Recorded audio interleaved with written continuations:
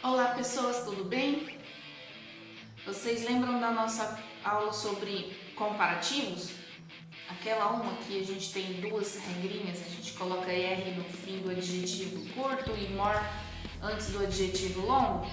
Pois é, eu vim aqui para falar sobre superlativo.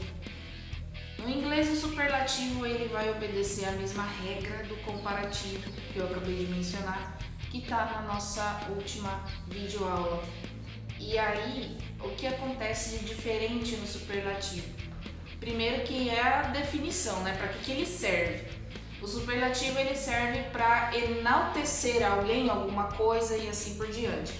Ele coloca quem você quiser acima de todos, tá? Não existe outro igual àquele.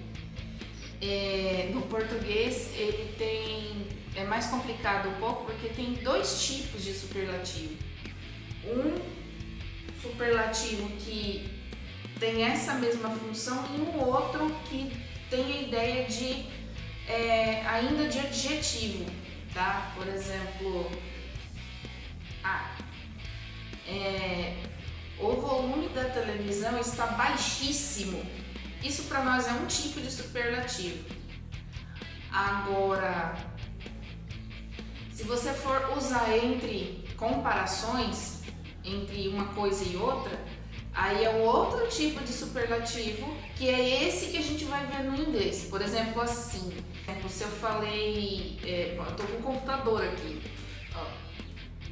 Se eu falei que o volume da televisão está baixíssimo, eu tô comparando ele com o volume do som do meu computador, por exemplo, e o som do meu celular, que também está tocando alguma coisa, né? Se eu estiver assistindo uma série aqui e meu celular estiver tocando alguma música, eu estiver recebendo uma ligação, vai estar tocando uma música, né? De qualquer forma, e ao mesmo tempo a televisão ali estiver ligada, eu vou ter como comparar os três volumes dessas três coisas e dizer qual que é o mais alto e qual é o mais baixo. Entendeu o que eu quero dizer? Então, se eu falei que o volume da televisão está baixíssimo, então o volume da televisão é o mais baixo, comparando com os outros volumes das outras coisas. Tá? É esse tipo de superlativo que nós vamos exercitar aqui nessa aula agora. No comparativo, que eu disse no começo do vídeo, vocês tinham que analisar, ainda tem, tá, gente? Não parou por aí, não.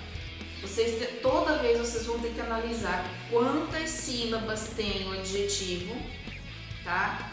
E depois de contar quantas sílabas tem, vocês vão analisar se ele é um adjetivo curto ou se ele é um adjetivo longo, porque tem regra que se aplica aos adjetivos curtos e outra para os adjetivos longos.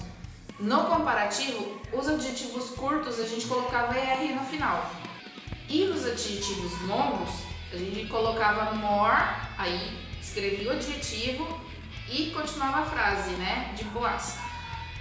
Então, aqui no superlativo, a terminação correspondente para adjetivos curtos é EST, tá? E ele vem sempre acompanhado, todo superlativo, ele vem sempre acompanhado do the, que é o artigo, o, a, os, as, tá? Tudo isso aí no português é the em inglês.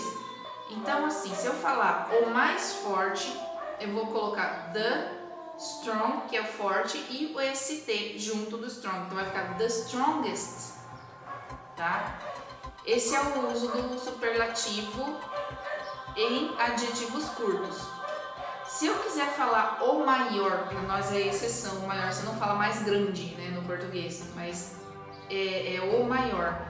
Se eu quiser falar o maior ou a maior, eu vou falar the biggest. Aí big é uma palavra que ela tem uma sílaba só e três letras nessa única sílaba, o B, o I e o G.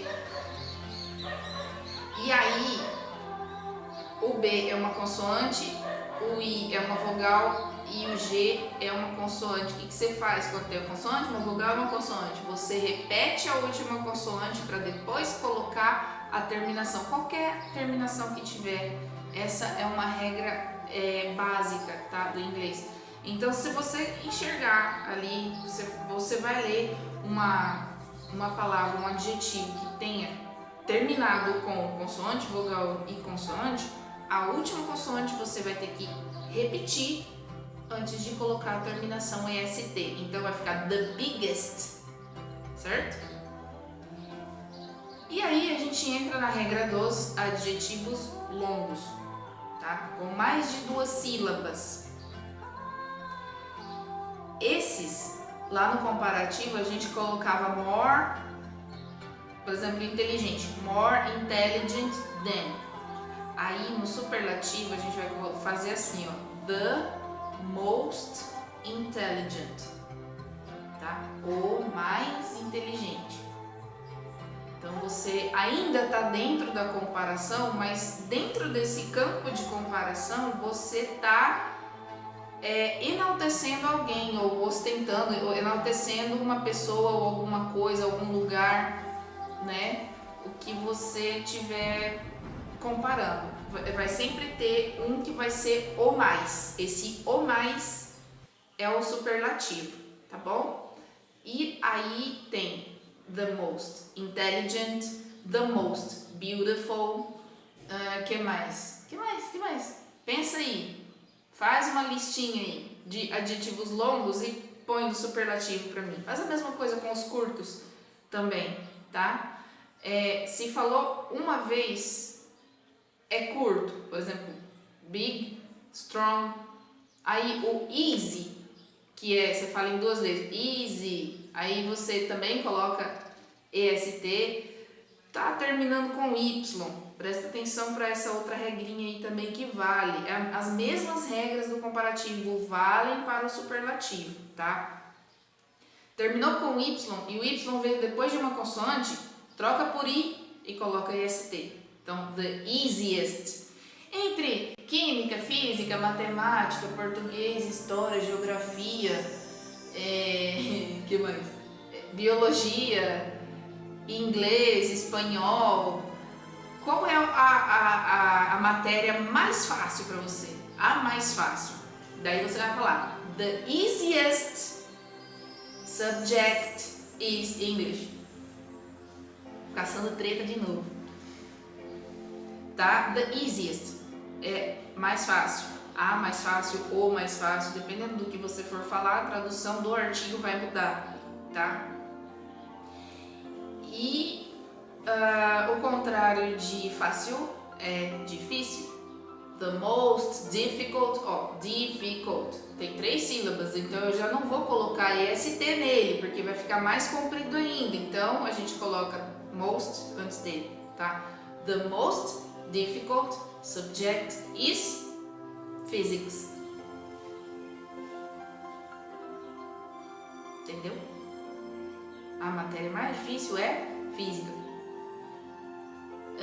Você usa esse tipo de frase para expressar opinião, para conversar com alguém sobre as suas preferências.